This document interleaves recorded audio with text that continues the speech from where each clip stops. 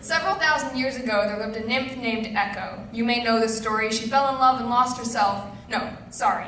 She was cursed by the gods, never to speak for herself again, ever to echo the words of men. She fell in love and lost herself, and then...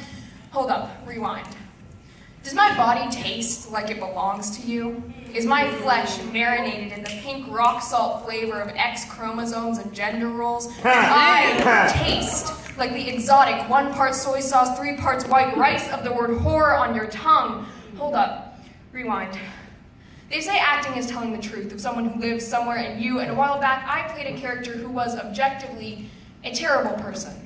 She was an overpowered narcissist with the blood of galaxies on her hands, but the only thing she ever washed off was the regret. Meanwhile, I was a worn-out doormat riddled with mental illness and held together only by a fear of death, and she feared nothing. We were the sun and the moon, but somehow we found a way to eclipse, and she showed me my inner bitch. Hold up, rewind. Why do we say narcissism like it's an expletive? Why do we say ego like it's synonymous with evil? We live in a world where it's a sin to look in the mirror and see a god, to write power on the glass in bright pink lipstick, to define your value and validity by anything other than some frat boy's wandering hands. I was raised on a strict diet of too much. I grew up with braces on my teeth and all across the shades of my rainbow, trying to reactively straighten me out, and dug my identity out of the black and white stick figures on bathroom doors, reminding me that my gender, like beauty, is in the eyes of the beholder. But I'm learning to listen to the voice of my narcissism, letting her fashion me into a villain, and my beauty is so much more brilliant when I'm the only beholder I give a shit about. Newsflash, cis men, the fairer sex is only fairer because you made us into damsels, scared of being labeled crazy bitches, tell our kids to love themselves, but raise them to be Echo rather than Narcissus, to force down any original thought and anchor their lives in trying to drink from somebody's brick wall rather than love our reflections, depend on ourselves. We call a myth a cautionary tale, but fail to mention that Narcissus became a flower while Echo lost herself to empty caverns of definition by the voices of men.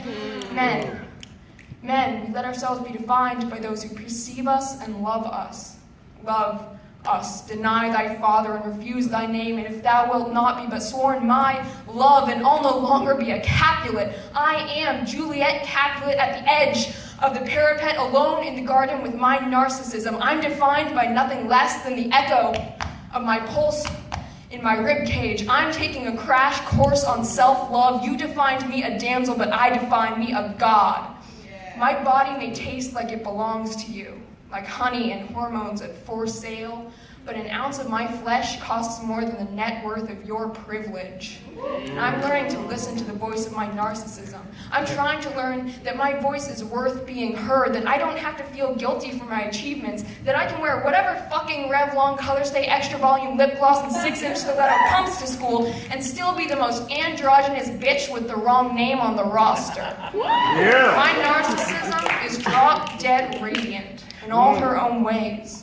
And the funny thing is, at the end of the day, I'm pretty fucking beautiful too. Thank you. Yeah.